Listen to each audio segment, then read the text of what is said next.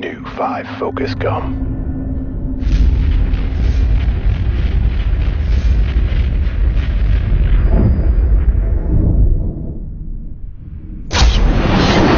Find your focus. Stimulate your senses.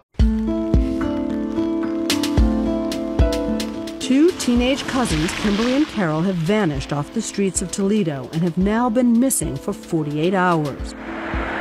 I'm thinking at this point, like, something's happened. Police think the girls, ages 14 and 15, have probably run away and will most likely come home soon.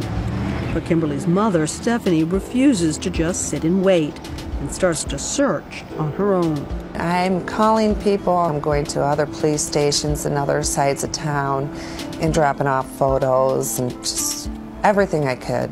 Are you getting increasingly frantic? Oh, yes. I was getting very, very nervous. All the while, the girls are being held captive across town in a house less than 6 miles away by a pimp and 2 prostitutes. Kimberly, not her real name, is wearing a wig as a disguise. But she's agreed to tell us her story, a terrifying tale of how indoctrination quickly ends her innocence. Did you actually get new names, names that you were supposed to refer to yourself as? My cousin was Ambrosia, a type of flower or something, and mine was Heavenly. Yeah, and you'd have to introduce yourself, be like, "Hi, I'm Heavenly," you know, and then have a little saying, like, because I'm heavenly to be with her, I don't know. And it's like, I had to say that, and it was like, oh my God, I just felt so gross. They know their kidnapper as Daddy. He also goes by the name Machiavelli, after the legendary master of manipulation. What they don't know is his real name, Derek Willoughby. He has a long rap sheet for drugs and violent crime, including the alleged kidnapping and sexual assault of a minor that was never prosecuted. Did they provide clothes for you? Derek went out and he got, like, skirts, like what he likes to call shirts. They were like nothing.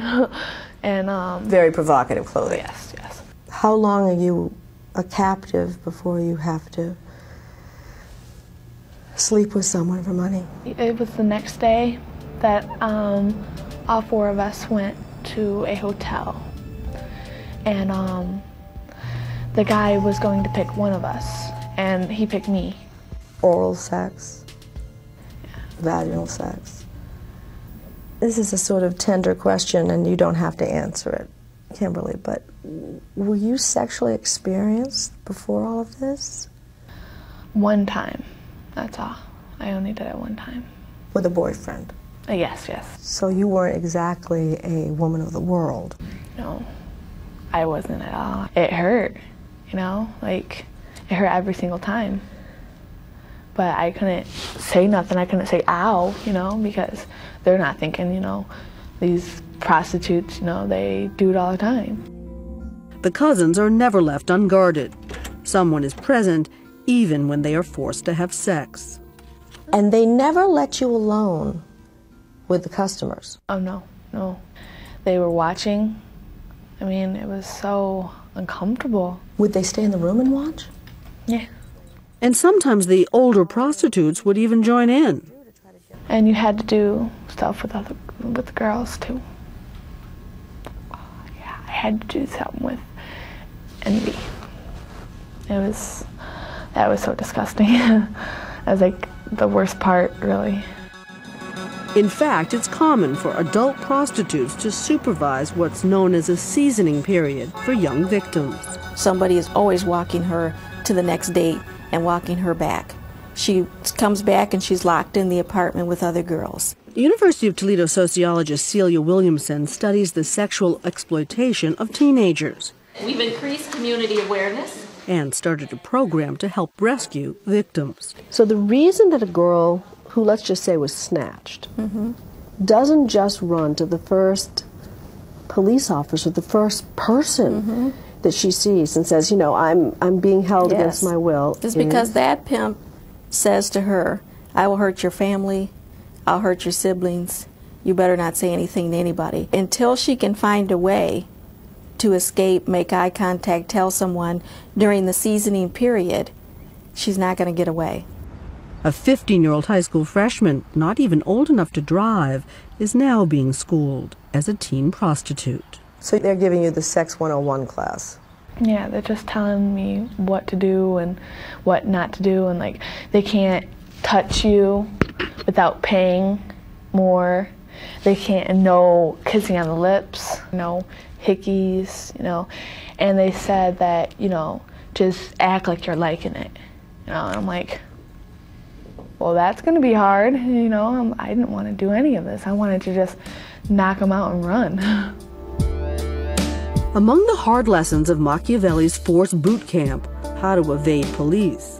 Like, we had to do this obstacle course in the backyard with like cones, and we'd have to go under the swing set and hop over the fence. And when I did it, my face went like this and just whammed up against the fence. So did you do it in high heels for practice?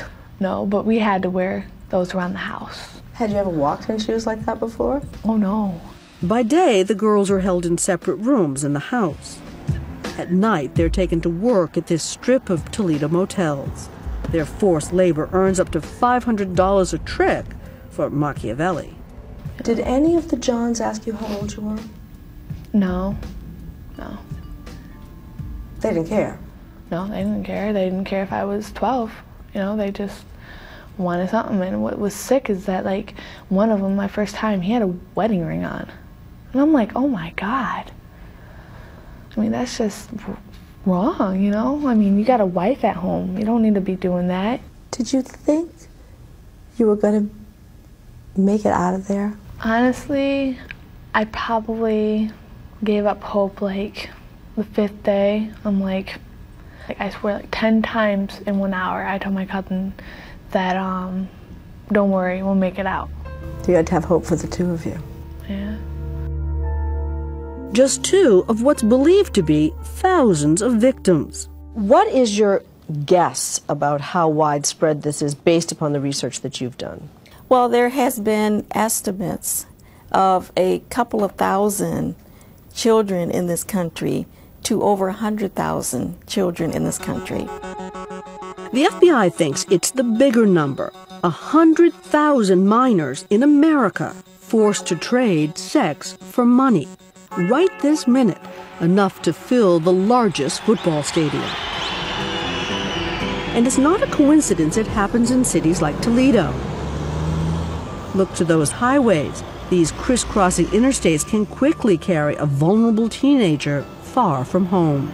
Toledo is a hotspot for recruitment and training, and then the girls are shipped out to coastal cities and larger cities to work. When we use the term sexual slavery, you literally mean that young girls are being bought and sold. Absolutely. We have girls in Toledo taken off the street and forced into prostitution, taken to another city and forced to work the streets, and having no money, not able to make phone calls, not able to escape, not able to leave. And that's exactly what's happening to Kimberly and Carol. After 7 days of captivity, a regular client, a truck driver, is recruited to drive the girls, along with Kashmir and Envy, out of state to a fresh set of customers, Machiavelli following close behind. While back home, a mother and father wonder if they will ever again see their daughters. Police know that after 48 hours, the chance of a safe return dwindles by the minute. Now you're into the 2nd week. Do you start to think that maybe she's not coming home? Yeah, that's when you drive down by the river.